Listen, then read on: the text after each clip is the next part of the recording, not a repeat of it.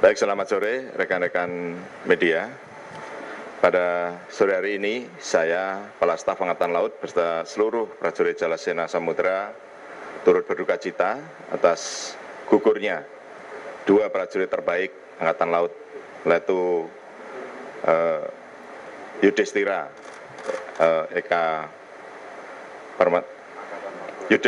Permati dan Kopilot Medan Laut Pelaut Dendi Kresna Bakti Sabila, yang mana pada tadi jam 10.00 telah ditemukan di kedalaman laut 14 meter, masih di dalam bangkai pesawat yang jatuh kemarin, dan juga sudah dievakuasi ke RSAL Surabaya, dan juga untuk pesawat juga sudah diangkat di KRI Sobuten, yang nantinya besok akan dimakamkan di Taman Makam Bahagia di Surabaya. Dan tentunya kami semuanya ikut berduka cita, berbelasungkawa, dan ini tentunya akan menjadi evaluasi kami khususnya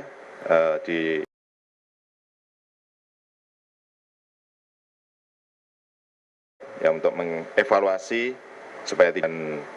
Kemarin dalam pelaksanaan latihan pertahanan yang dilaksanakan oleh Koarmada 2, di mana pesawat ini sebagai unsur latihan ADEK, Air Defense Exercise, yang sebagai unsur bulsi oleh kapal-kapal atas air. Sehingga ketika terjadi musibah, langsung organisasi dirubah dari latihan menjadi organisar dan dilaksanakan pencarian terhadap jatuhnya pesawat tersebut, karena jatuhnya di laut, sehingga harus dilaksanakan pencarian. Dan sebenarnya kemarin sudah ditemukan datum itu titik awal jatuhnya, kemudian dari multi beam ditemukan saat itu dan dilaksanakan penyelaman. Tapi karena di situ arusnya sangat kuat, ya, sehingga baru bisa tadi pagi diselami oleh Diselam Air Koarmada 2 dan Kopaska, sehingga bisa ditemukan dan langsung bisa diangkat, dievakuasi ke rumah sakit. Ya, jadi demikian kronologis dari kegiatan yang mungkin kemarin sudah disampaikan oleh Kadis Menal. Ya, sekira itu mungkin perlu ada yang ditanyakan. Izin Bapak, Selamat sore Bapak, saya Sahrul dari Jawa Pos. Kami juga menyampaikan turut berduka cita sebelumnya. Yang ingin saya tanyakan tadi terkait dengan proses evakuasi yang sudah selesai, mungkin bisa ditegaskan apakah memang total sudah selesai, artinya selain jenazah pilot dan kopilot, kemudian seluruh bagian pesawat yang dibutuhkan untuk investigasi itu sudah selesai diangkat? Ya, sudah semuanya. Ya, jadi kondisinya kemarin sulit diangkat kemarin itu karena posisi katanya terbalik, dan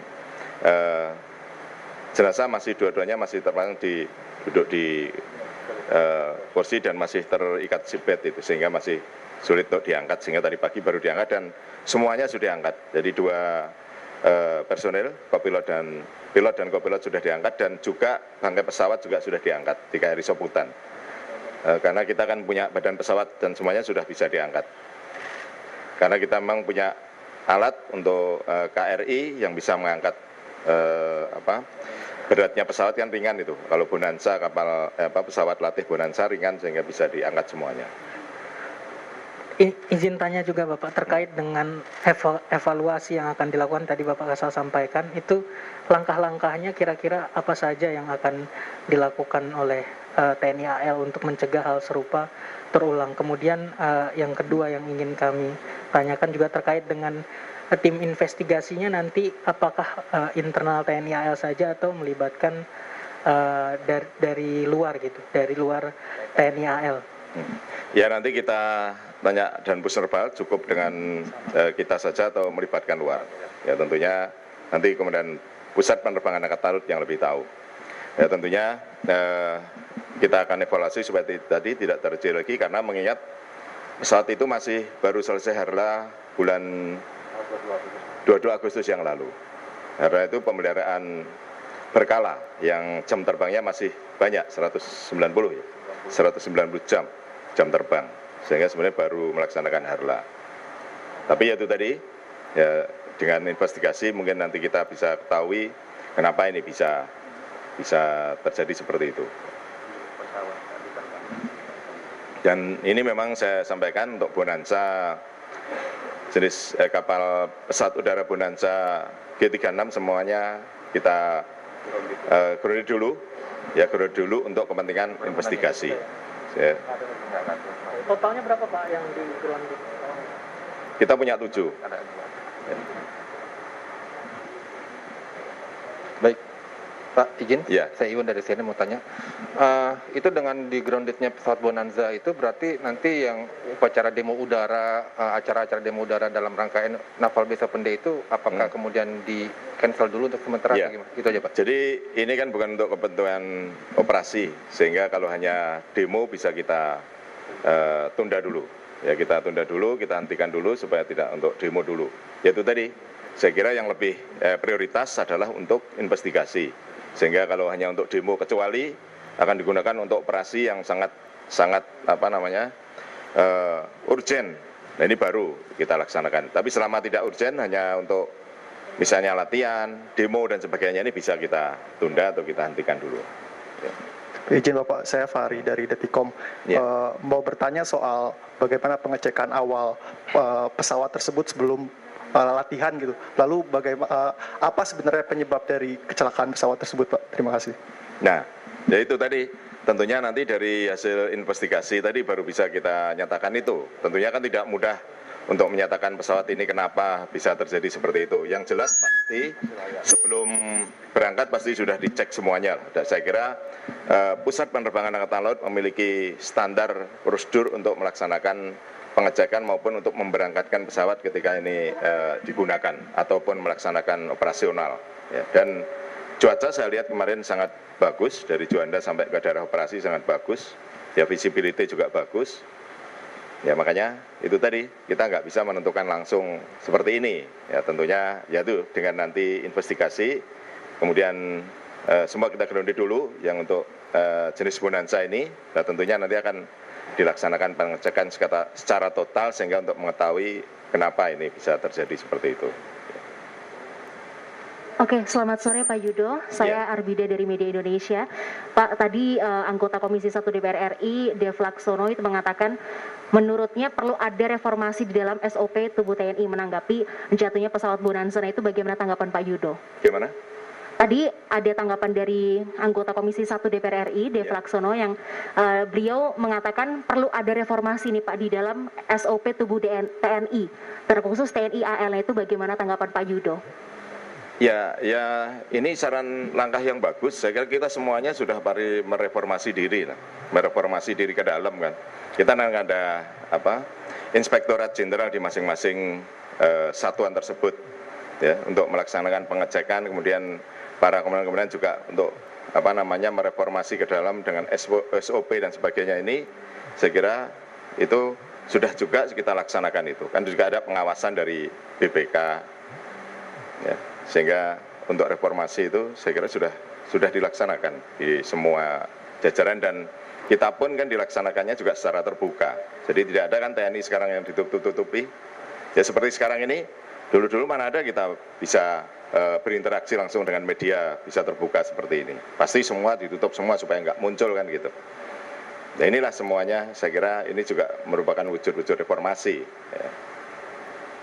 Ya tentunya kita terima saran dari beliau-beliau dari luar, semua saran saya kira bagus untuk itu. Ya semuanya untuk perbaikan, untuk kemajuan organisasi, untuk kejayaan Angkatan Laut kita, semuanya pasti ingin itu terjadi dan semua saran semuanya saya yakin bagus dan pasti akan kita tindak lanjuti. Izin Pak, Gita Irawan Pak, di bawah Pak. Mana nih? Di bawah. Oh iya. Gita Pak dari Tribun tanya, posisi terakhir pada saat evakuasi ini berapa personil TNI AL yang dikerahkan, kemudian KRI dan alutsista yang dikerahkan untuk proses evakuasi itu Pak. Kemudian apakah juga TNI AL pada saat proses evakuasi itu melibatkan dari kementerian lain, SAR atau yang lain misalnya gitu Pak? Tidak melibatkan yang lain. Jadi gini, kemarin itu kan ada 2 divisi untuk latihan ini dibentuk 2 divisi. Yang divisi A ini 11 KRI sudah berangkat, yang kedua ini 5 KRI yang masih melaksanakan latihan ADEK ini di alur keluar Pelabuhan Surabaya, tepatnya di Bui 15. Ya, kemudian saat ADEK ini jatuh, sehingga saat jatuh ini, saat hilang kontak dan ketahui jatuh ini langsung latihan yang tadinya latihan ADEK langsung kita rubah menjadi organisasi SAR untuk melaksanakan pencarian ini. Dan di situ sudah ada dari Kopaska maupun dari Dislam Bair yang on board. Kan kita biasanya kalau operasi atau latihan selalu ada personil Kopaska maupun Dislam Bair yang on board. Dan KRI kita memiliki KRI Soputan yang bisa untuk menunda kapal maupun untuk mengangkat, memiliki kren untuk mengangkat itu, sehingga kita datangkan dan juga dari peralatan yang ada, multi beam yang ada, langsung kita laksanakan pencarian. Dan sebenarnya kemarin langsung sudah ketemu dari hasil multi beam ini. Cuma untuk menyelami, karena melihat cuaca waktu itu, ombaknya sangat, bukan ombak, arusnya, di situ memang arusnya sangat besar. Dan hujan deras katanya kemarin itu. Sehingga saya perintahkan ditunda dulu, besok pagi sekali langsung lanjutkan kembali. Sehingga alhamdulillah tadi bisa, dan posisinya kemarin itu terbalik, sehingga agak sulit untuk mengangkat itu. Sehingga tadi pagi dengan kondisi seperti itu, langsung di pagi-pagi diselami dan alhamdulillah bisa diangkat. Dan karena arusnya berat, sehingga tadi malam ditungguin terus dan dikasih pelampung, sehingga pergeserannya ini nggak bisa dimonitor terus. Ya, untuk di Selam Bairnya 2 tim 14 orang. Kopaskanya 1 tim sama 7 orang. Ya, menyelam untuk mengangkat, mencari itu dan mengangkat. Baik. Pak Kasal, izin Rizky dari TV One, Pak, sebelah kanan. Pak, mau tanya berapa lama waktu yang dibutuhkan untuk proses investigasi ini sampai diketahui pasti penyebab dari jatuhnya pesawat latih milik TNI AL ini, Pak? Terima kasih. Ya, secepatnya lah. Ya, kita pasti secepatnya. Karena jangan sampai ini tertunda lama sehingga mengganggu pelaksanaan operasi dan latihan bagi pesawat-pesawat yang lain tadi itu.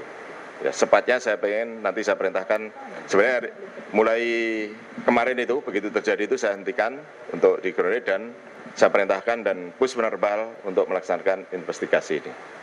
Ya, kalau saya benar saya nggak punya tidak target waktu, tapi saya perintahkan secepatnya, jangan sampai ini mengganggu operasi latihan dari pesawat-pesawat yang sudah ada.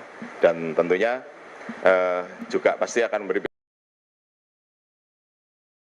berdampak. Ini jangan berlama-lama nanti kita dituntut operasi latihan secara terus-menerus untuk itu. Ya, sehingga dan bus penerbal saya yakin memiliki SOP untuk itu.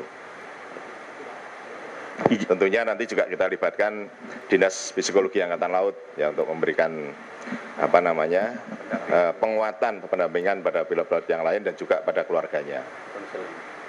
Ya. Izin, Pak. Ya. Saya Yahya, Pak, dari kompas.com, Pak.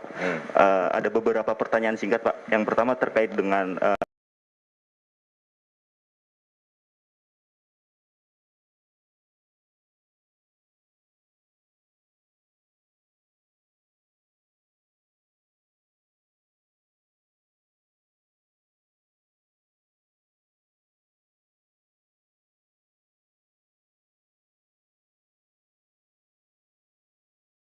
apakah Bapak akan tersebut, dan terakhir dengan kondisi pesawat udara ini, Pak, apakah di dalam pesawat ini ada black box-nya, Pak? Black box pesawat ada nggak sih, Pak? Nggak ada. Oh, nggak. Jadi pesawat tempur ini tidak ada black box-nya. Pesawat latih ini pesawat latih, jadi nggak ada black box-nya.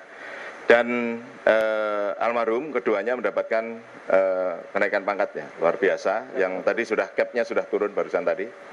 Bagi kita ajukan dan ini sudah turun, jadi naik 1 tingkat. Kemudian ada, bukan kerohiman lah namanya, santunan duka dari Asabri juga ada, tentunya dari Angkatan Laut sendiri pasti ada. Ya. Terus apa tadi? Hamil, iya. Ya tentunya kita tidak diam lah, pasti akan membantu semaksimal mungkin.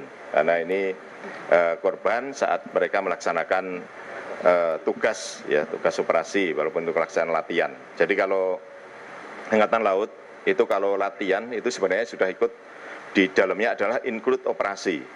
Makanya kalau Angkatan Laut mau berangkat berlayar itu selalu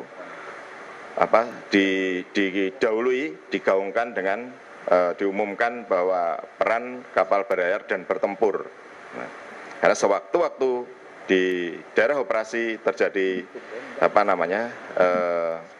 eskalasi, peningkatan eskalasi langsung melaksanakan operasi tempur. Sehingga mereka persyaratan itu. Pemakaman rencana besok di Taman Bahagia Juanda. Ya saya akan hadir besok. Ya. Ada lagi? Bapak Kasal mohon izin Bapak ya. Rifki Pak dari. Ya? Yang mimpin kan sesuai aturan ada nanti Danpus Penerbal. Ya, saya tapi hadir di sana. Ya, mohon izin Bapak Rifki dari FIFA ingin menegaskan Pak bahwa tadi dari kemarin sebenarnya sudah disampaikan oleh Danpus Penerbal dan Bapak juga menegaskan bahwa kondisi pesawat sebelum melakukan latihan ini sedang layak terbang begitu Pak. Nah, ini terkait dengan pemeliharaan. Apakah ini mempengaruhi pola pemeliharaan berkala alutsista yang lain Pak? Karena kita tahu bahwa belum sampai setengah bulan ya, kurang lebih terakhir 22 Agustus lalu pesawat ini melakukan harla, ini juga tetap mengalami kecelakaan. Apakah ini ada pola pemeliharaan tersendiri dari TNI? Ya. Terima kasih Pak. Nah, ini yang nanti akan menjadi tadi, dari hasil investigasi tadi akan menjadi evaluasi kita semuanya untuk pesawat itu. Ya makanya dari hasil nanti dari hasil investigasi yang akan kita laksanakan, makanya semua pesawat ini kita sementara kita yang jenis tadi kita grounded dulu, ini untuk keperluan itu. Ya tentunya pemeliharaan berkala yang dilakukan ini bagaimana ya nanti bersama-sama investigasinya dengan Inspektorat Jenderal Angkatan Laut. Ya akan kita hadirkan di sana. Ya tentunya bersama-sama dengan Inspektorat Jenderal dari Pus Penerbal dan juga dan Pus Penerbal bersama-sama itu untuk melaksanakan investigasi itu. Ya untuk mengetahui itu ya. Nah nanti dari hasilnya dari Irjenal menyatakan harlanya tidak benar ini Pak, ya, harus kita evaluasi. Harus begini, harus begini, harus begini, nah, tentunya gitu. Ya tentunya dari hasil investigasi itu nanti akan muncul semuanya. Nah kalau memang harlanya kemarin tidak benar ya tentunya akan menjadi temuan kalau itu tidak benar. Ada lagi?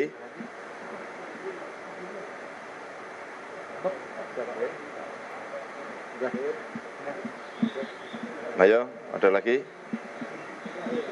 Loh, ini malah WA-WA-an sendiri. Oh, Cari Pak, langsung jadi. Iya. Kita boleh megang kamera posisinya gitu. Apa itu artinya pesawat itu masih dalam keadaan utuh atau seperti apa Pak?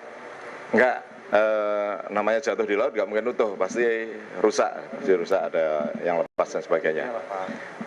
Kayak pintunya kemarin ditemukan awal itu begitu jatuh didatangi kan langsung KRI-nya menuju ke posisinya itu, ditemukan pintu dan headset. Dan tentunya ada perlengkapan lain yang lepas pasti. Ya. Tapi saat diangkat ini masih ada bentuknya pesawat.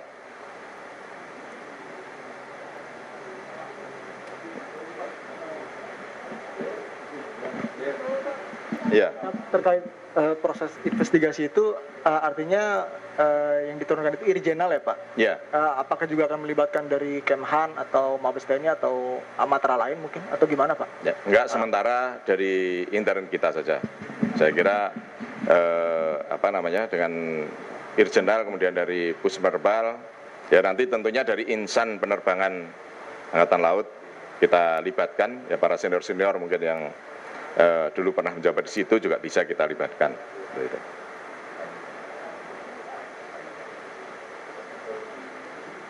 Ayo, yang lain ada? Udah biar sampai malam udah jadi diberitain. Kenapa? Iya udah keluar. Ya, ya. Pesawat mati itu kan tidak ada black box. Tapi dari TNI AU sendiri nanti yang TNI AL yang bakal investigasi itu langkah-langkahnya gimana sih Pak untuk mencari penyebab dari kecelakaan itu gimana Pak? Itu biar ahlinya.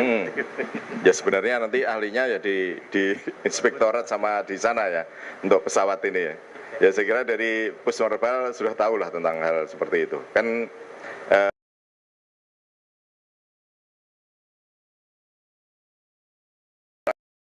ada apa gitu. Sama seperti KRI apabila kandas, kemudian mungkin kandas ini kan nggak disengaja pasti kan, terus terjadi kerusakan seperti kemarin ada propellernya lepas gitu. Nah ini kita bentuk tim untuk investigasi atau tim untuk mengetahui kecelakaan tersebut apa itu. Ya. Ini nanti akan saya sampaikan pada mereka-mereka yang berkompeten di situ untuk melaksanakan investigasi itu. Jadi semua kecelakaan alutsista pasti akan kita laksanakan itu. Nah teknisnya bagaimana? Ya nanti dari timnya itu kita nggak tahu sampai sebenarnya. Pasti akan dicek mulai awal lah. Mulai pilotnya gimana pengecekannya saat mau terbang, terus pesawatnya sendiri bagaimana. Nah ini kan tadi saya sampaikan awal bahwa jam terbangnya itu masih banyak ya, tadi masih layak, artinya pesawat itu masih layak lah untuk terbang, layak terbang ya. Nah kalau sudah itu semua terpenuhi, bagaimana? Tentunya dari saksi-saksi yang di kapal kemarin yang mengetahui itu gimana? Tentunya mungkin nanti dari pesawatnya tadi, misalnya kan terangkat itu, nanti kan bisa dicek dari badan pesawatnya, instrumen-instrumennya nanti bagaimana. Ini bisa terangkat semua. Masih bentuk badan, hanya karena terjadi hempasan mungkin dari udara ke laut, pak ini pasti ada yang rusak.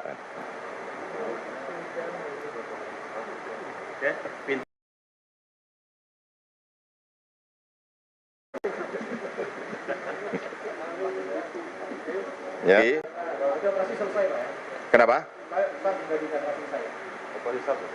Operasi SAR sudah selesai. Ya dengan adanya sudah ditemukan 2 korban ini dan juga sudah terangkat pesawatnya, sudah kita nyatakan selesai. Ya.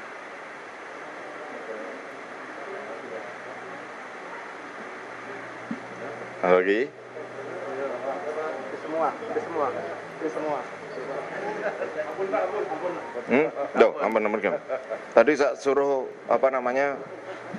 kecepatan tinggi lah, karena saya sudah ditunggu, mungkin Pak itu ditunggu media di Mabsal. Loh, saya masih lagi makan sama Menhan, sudah dibisiki nanti sudah ditunggu.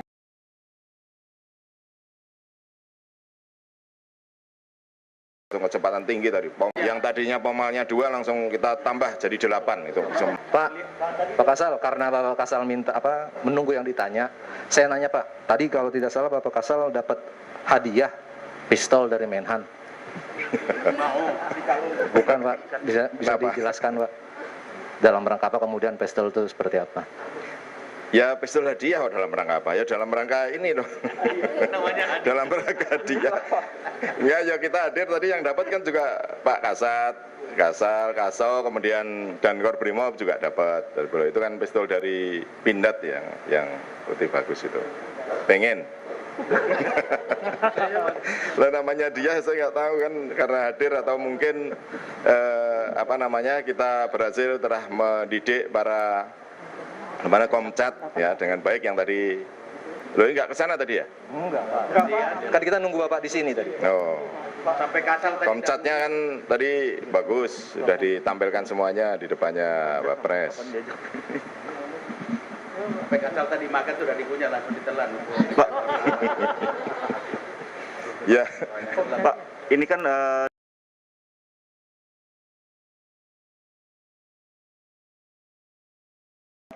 kan sudah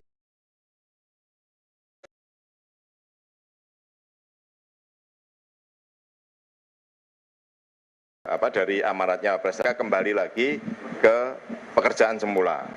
Nanti sewaktu-waktu apabila negara membutuhkan dalam keadaan darurat baru dipanggil untuk perkuatan negara sebagai komponen cadangan dari komponen utama. Komponen utamanya siapa? Ya TNI. Oh, jadi ada wartawan yang ikut Pak. Belum ada wartawan yang ikut Komcat Pak. Jangan. Ya, nanya-nanya itu. Belum bisa nembak Pak, karena belum dapat hadiah TPS toh. Nah, untuk Ya, jadi kembali lagi ke pekerjaan awalnya. Untuk ini Pak, pengawasan dari anggota Komcat sendiri ada nggak sih Pak dari TNI AL? Ya, siapa tahu anggota Komcat ini menggunakan kemampuannya gitu untuk yang tidak-tidak gitu. Ya, kan terdaftar semua. Data-datanya, alamatnya, semuanya datanya sama kayak kita waktu masuk Taruna dulu masuk tentara itu kan data-datanya masuk semuanya. Artinya pengawasannya nanti oleh pangkalan-pangkalan yang mengirim dari asalnya tadi. Ya, kemudian pangkalan bertanggung jawab membina. Ya, ini supaya tidak langsung putus begitu saja, sehingga dibina di situ untuk mungkin bersama-sama, mungkin melaksanakan kegiatan bakti sosial atau kegiatan-kegiatan lain, sehingga bisa menjadi personal binaan dari Lanal, masyarakat binaan lah istilahnya dari Lanal. Iya, itu tadi kelihatannya yang belum ada dari semua lapisan masyarakat ada yang masuk komponen cadangan ini. Kayaknya dari media yang belum itu, dari wartawan belum. Tadi yang banyak bertanya itu. Mungkin itu bagus kalau kan ada wartawan di daerah perang itu kan ada. Wartawan perang. Sebagai dukungan penerangan, operasi dukungan penerangan. Ada loh. Jadi di kita ini ada operasi dukungan, ada operasi pokok sama operasi dukungan. Operasi dukungannya bisa intelijen, bisa teritorial, juga bisa penerangan. Nah ini belum ada, harusnya ini ada. Jadi Bapak semuanya, supaya nanti di dalam apabila terjadi perang, Bapak sudah memiliki pengalaman, bekal, kemampuan untuk tetap sebagai wartawan tapi di medan perang. Kayaknya fokus Gitu loh. sama, Pak. Jadi bukan hal yang aneh bagi wartawan, saya kira bagus untuk ikut itu. Dengan begitu nanti kan bisa masuk di lingkungan itu kan, nah tambah pengalaman lagi kan, kalau rekan-rekan semuanya ikut komponen cadangan.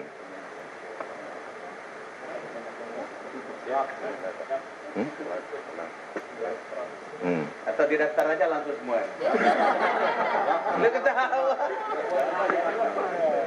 Ya, saya kira itu ya, saya kira cukup. Ya, terima kasih rekan-rekan media. Selamat sore. Ya, terima kasih. Tadi yang live siapa?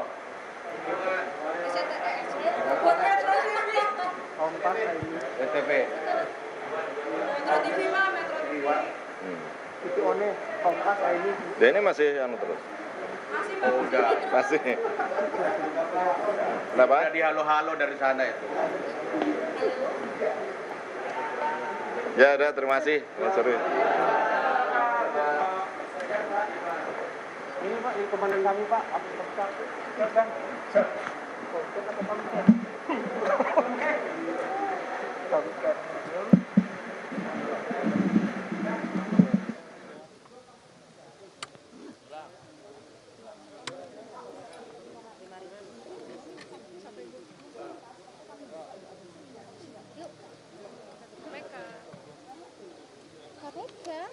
Demi apa? Jemput paksa. Gue langsung dong bikin skripnya satu aja nggak mau banyak bikin.